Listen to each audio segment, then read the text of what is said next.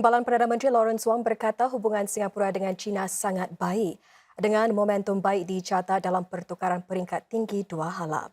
Encik Wong kini di Beijing di mana beliau bertemu Perdana Menteri China Li Qiang buat kali kedua tahun ini. Encik Wong meluahkan harapan mesyuarat tahunan Majlis Bersama Bagi Kerjasama Dua Hala atau JCBC yang akan berlangsung esok akan membuahkan hasil. Lebih 20 perjanjian bakal dimeterai antara China dengan Singapura. Ini merupakan kali pertama forum itu diadakan sejak Perdana Menteri Singapura dan China bertemu pada Mac lalu untuk meningkatkan hubungan antara kedua-dua negara. Encik Lee berkata ini menandakan satu era baru bagi kerjasama Singapura-China dan membuka tahap seterusnya pembangunan bagi kedua-dua negara. China, tambah beliau, sangat bersedia untuk berganding bahu dengan Singapura demi meneroka matlamat-matlamat lebih besar lagi. It will be the first JCBC between our two countries since we upgraded our relationship to an all-round high-quality future-oriented partnership, and also the first JCBC for both Vice Premier Ting and myself. And I think we will have a very fruitful meeting because we are covering many topics. Dalam pada itu, DPM Wong juga mengadakan pertemuan dengan Naib Perdana Menteri China He Lifeng. Encik He baru-baru ini dilantik sebagai Ketua Badan Pengawal Seliaan Baharu yang bertanggungjawab ke atas sektor keuangan China. Encik Wong yang juga merupakan Menteri Keuangan Singapura turut mengemukakan beberapa idea berhubung sektor itu. Now that you are in charge of overseeing economic and financial issues, I thought it would be useful for us to have a conversation and discussion on what more we can do between our two countries to advance our economic and financial cooperation, and I look forward to our conversation. Dalam satu kenyataan, pejabat Perdana Menteri menekankan betapa kedua-dua negara sudah mengesahkan lagi hubungan dua hala yang pelbagai dan rapat.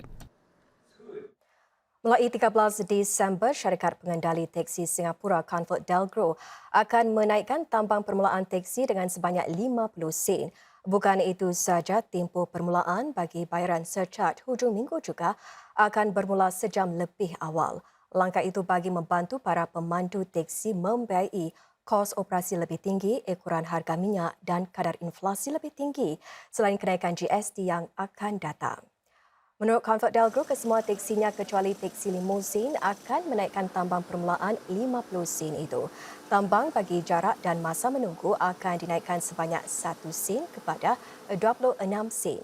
Ini bermakna jika anda menaiki teksi syarikat itu bergantung kepada jenis kenderaannya, tambang permulaannya adalah antara $4.40 hingga $4.80. Dengan perubahan tambang itu, anda boleh menjangkakan tambang bagi perjalanan sejauh 10 km pada waktu kurang sibuk akan naik sekitar 94 sen, iaitu daripada $13.80 kepada lebih $14.70 sen.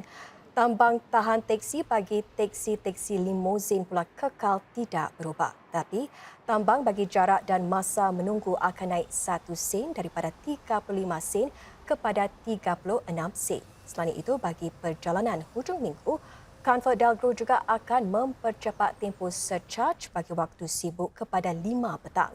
Ini berbanding 6 petang sekarang ini. Satu surcharge waktu sibuk yang baru juga akan dilaksanakan bagi perjalanan hujung minggu bagi teksi ComfortDelGro.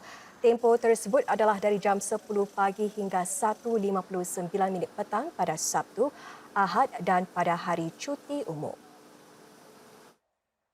Mulai tahun hadapan, para pekerja penghantaran yang merupakan anggota Kesatuan Sekerja akan mendapat sokongan bantuan sekiranya mereka cedera di tempat kerja. Ini apabila satu skim baru yang dilancarkan NTUC juga memberi pelindungan kepada para pemandu kereta sewa privat dan pemandu teksi. Sekitar 30,000 pekerja sedemikian layak mendapat pelindungan tersebut. Buat masa ini, tiada skim bantuan keuangan yang didirikan buat golongan ini jika mereka mengalami kecederaan di tempat kerja. Mereka juga tidak dilindungi di bawah Akta Pampasan Kecederaan Tempat Kerja di mana mereka tidak boleh membuat tuntutan perbelanjaan perubatan. Namun mulai tahun hadapan, satu program baru akan mengatasi isu ini. Program ini layak diterima oleh pekerja di bawah Persatuan bagi menyokong pekerja penghantaran nasional, Persatuan Kenderaan Sewa Privat dan Persatuan Teksi Kebangsaan. Dinamakan sebagai Dana Penjagaan NTUC, para pekerja boleh membuat permohonan bagi baucar NTUC bernilai $250 jika mereka diberi cuti sakit selama 5 hari atau lebih akibat kecederaan di tempat kerja. NTUC menyatakan ini akan dapat membantu menangani kos kehidupan selepas kejadian berlaku sebelum pembayaran insurans diberi.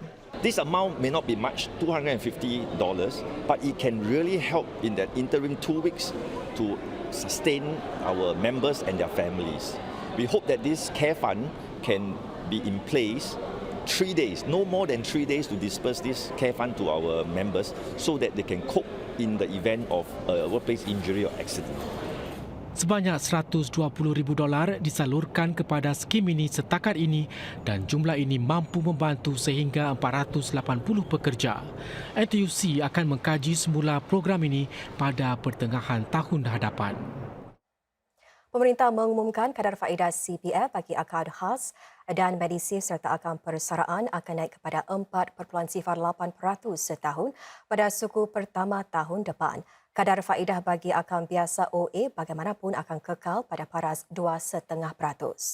Mereka di bawah umur 55 tahun akan menerima faedah tambahan 1% bagi $60,000 pertama gabungan simpanan mereka. Manakala jumlah maksimum bagi medisave pula naik daripada $68,500 kepada $71,500.